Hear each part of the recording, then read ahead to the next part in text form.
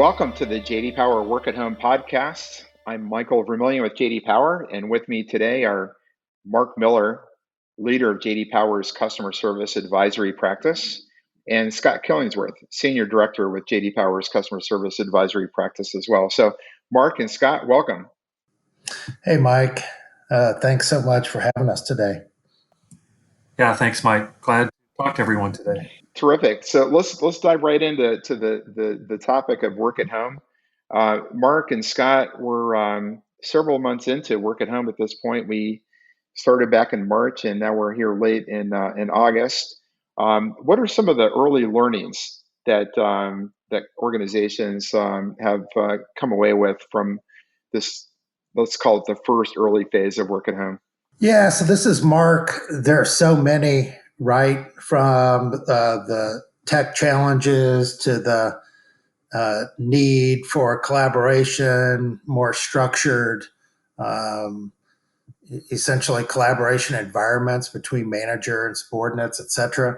But one of the more fundamental learnings revolves around just the fact that human beings in general and customer service agents in particular crave contact. So there's articles floating around talking about that particular dynamic, and we agree with it. Of course, Scott and I have had the good fortune to be in hundreds of these centers, and you deal with all these great people who are highly emotive, highly empathetic people and collaborators by nature, right?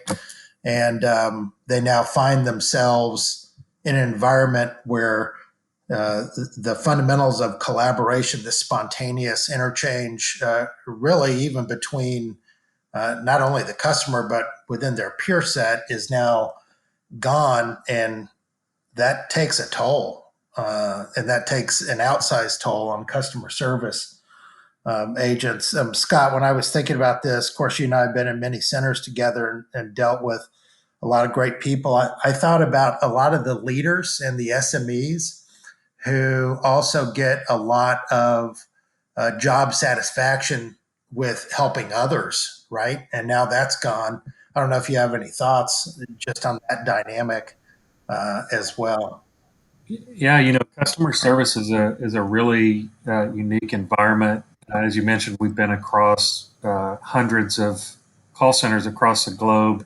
One thing's really consistent in that environment is one, communication is critical to be successful, but just the nature of the human beings that work in that environment, they crave communication in all forms, right? From the agent to the supervisors to the managers. There's so much communication that goes on during the day, from agents raising their hands, needing help while they're on a call, or maybe in between calls, leaning across, talking to their neighbor, getting advice, sharing tips and tricks, and even from the managers and their coaching sessions, whether they're formal or informal, that happen throughout the day, water cooler talk. It is just 100% constant communication, interaction throughout the day with their peers, supervisors, leadership, the functional areas, not even counting,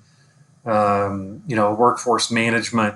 So all of this communication happens really throughout the day, both from from a work standpoint, but also from a personal standpoint, right? Talking about their family, how their day went, plans for the evening. So there's certainly no shortage of communication that happens within a call center. And as you mentioned, what we've seen is it's very, very challenging to replicate that environment once folks dispersed and started working from home. Yeah, and just to finish that thought up, Mike, Scott, totally agree. We had talked earlier as a team about this notion of over communication.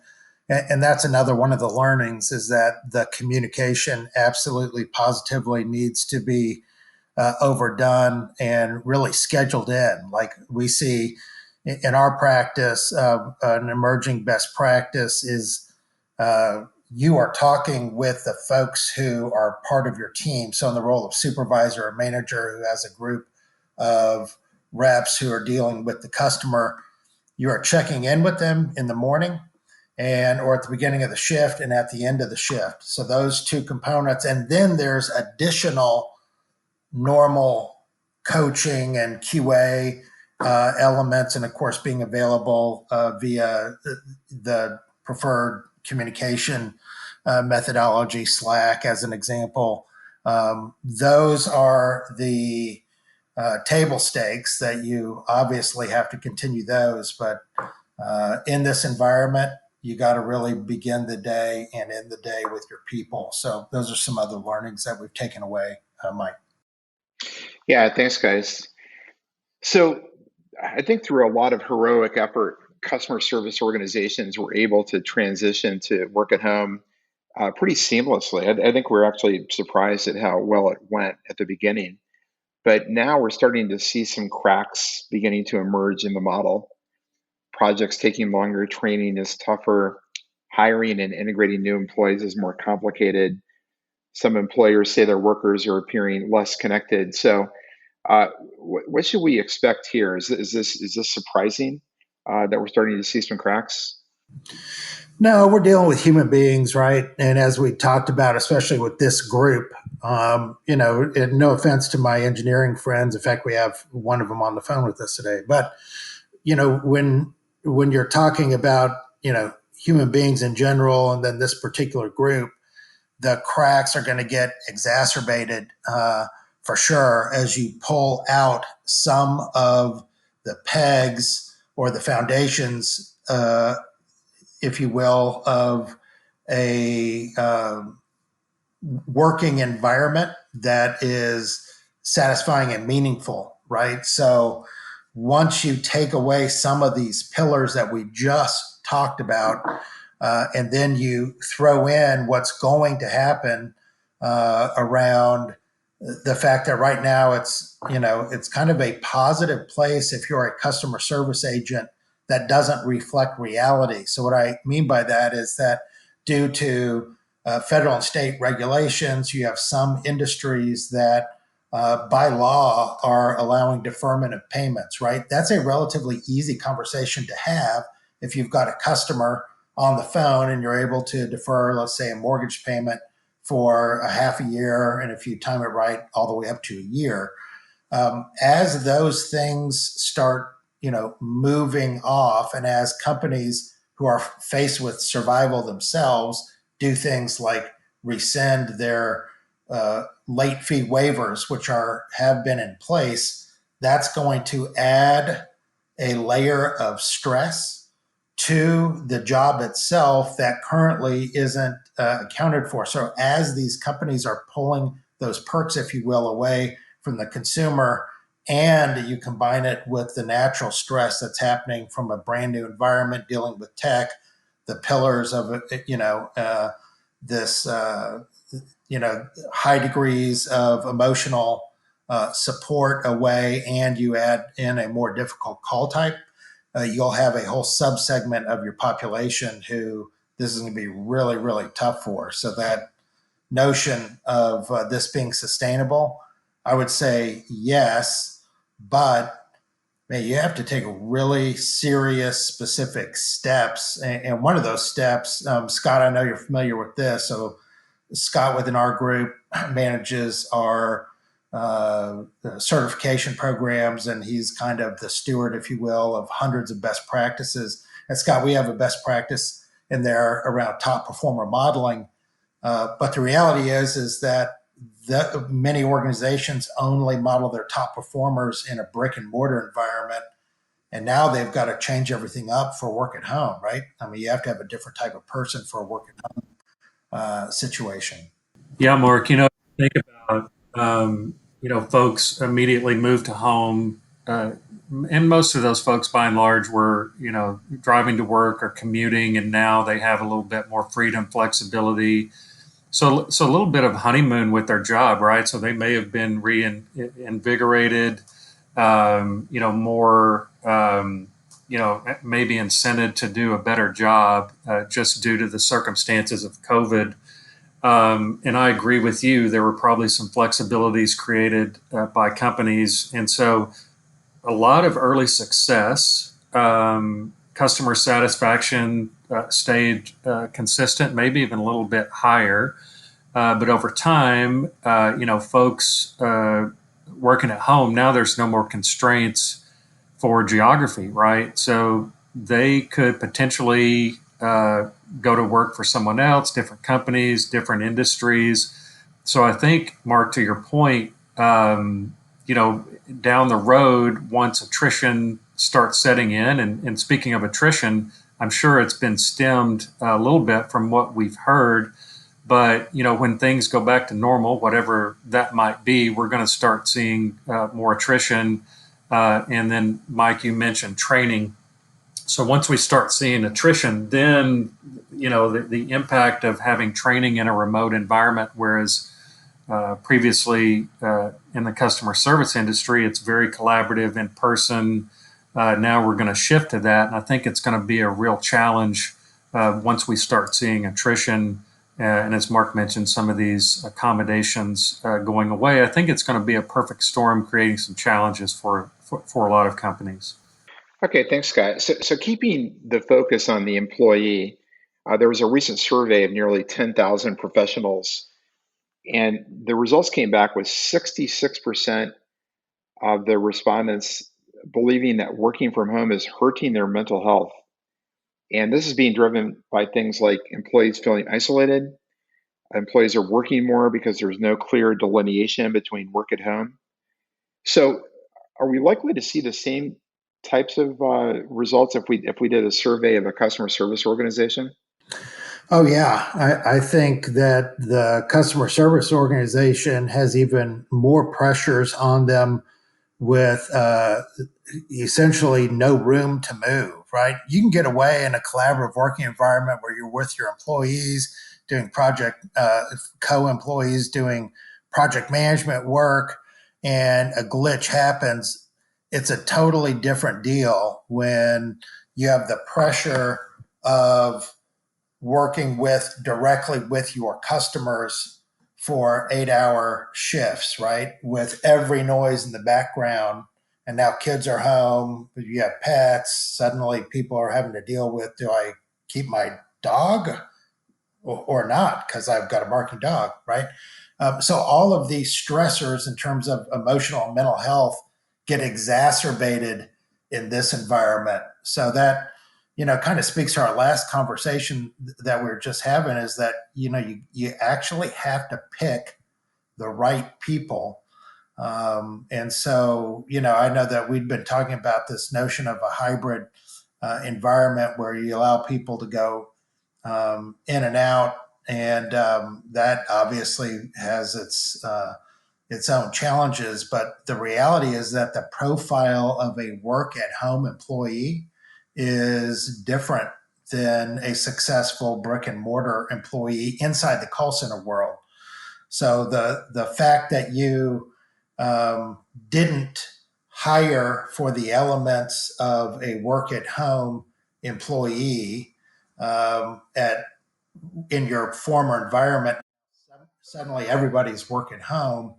It's very predictable, sadly, that you'd have this problem emotionally with so many of your employees. So yeah, it's a real thing. It's an absolute challenge for sure, and it's gonna challenge the long term viability of this. I think everybody is convinced. I mean, if you look at Gartner's research, the executives are saying 82% are going to keep their work at home model. If you look at Microsoft, they did a survey, 82%, also very similar number. You look at our research, and our research also has a very, very similar number.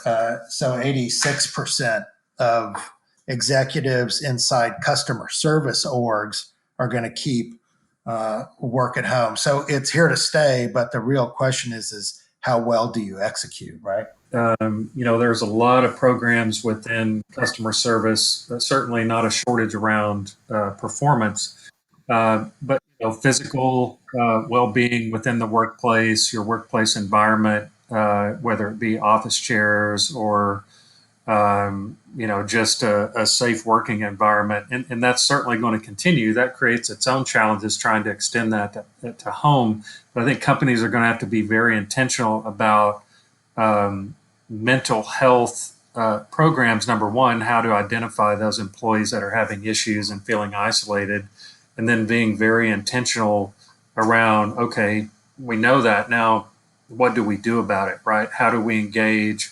There are a lot of companies that are, being very intentional around social interaction, before, after shift, or lunch, whether it be, having lunch together in an environment, online, or whether it's after work, virtual happy hours and things like that. I just think companies are going to have to be creative and very intentional.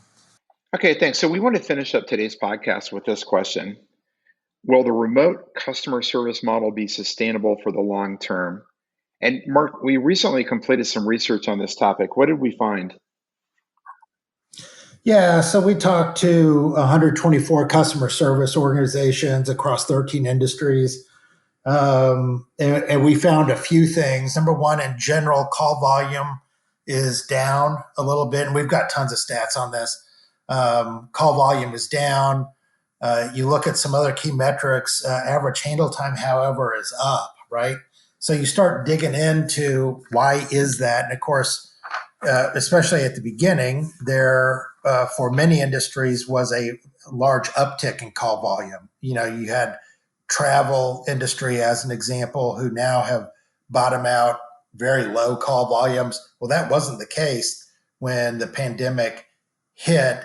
While folks were trying to transition to work at home, that spiked. And on top of that, average handle times went up. Well, as things have gone down, and in general, as I mentioned, call volume is down, we see average handle time up. And that's because the nature of the calls are more complex, right? If you listen to a lot of IVRs, when you call into a brand, they're saying, hey, if this is, not an emergency, and this was more prevalent early on than it is now, we encourage you to use different channels, right? And we've actually seen those channels go up. So that was another outcome of this research, is that, you saw very large increases in use of other channels, including web self-service, but even other assisted channels.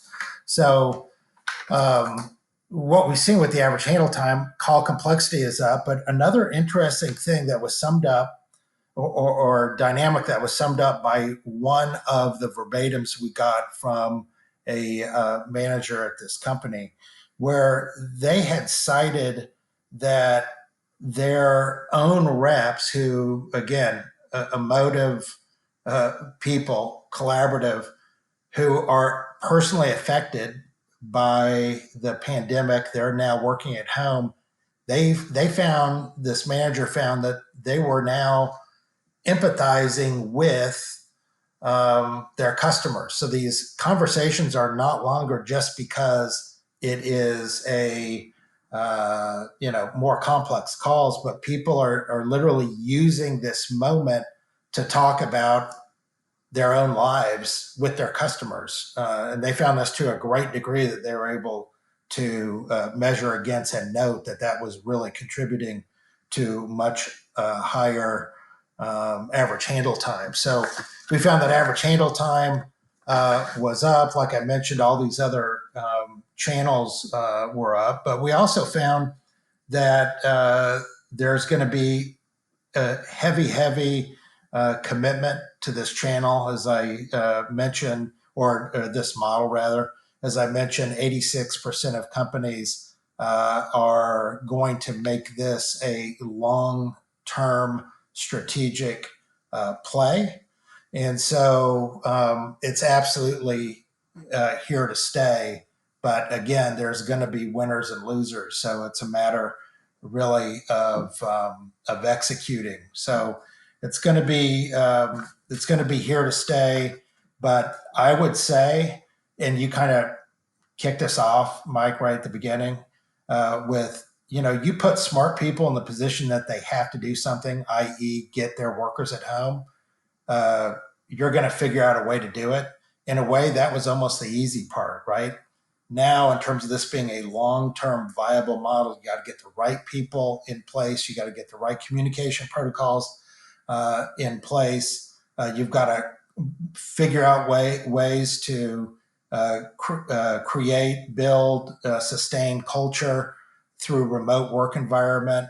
That's why so many people are doing a hybrid environment. So there's a lot of complexities that we have to deal with that the research bore out, that we are going to stick with this method, but there's a lot of genuine fear around how they're going to execute effective training, coaching, et cetera, et cetera. So just massive challenges.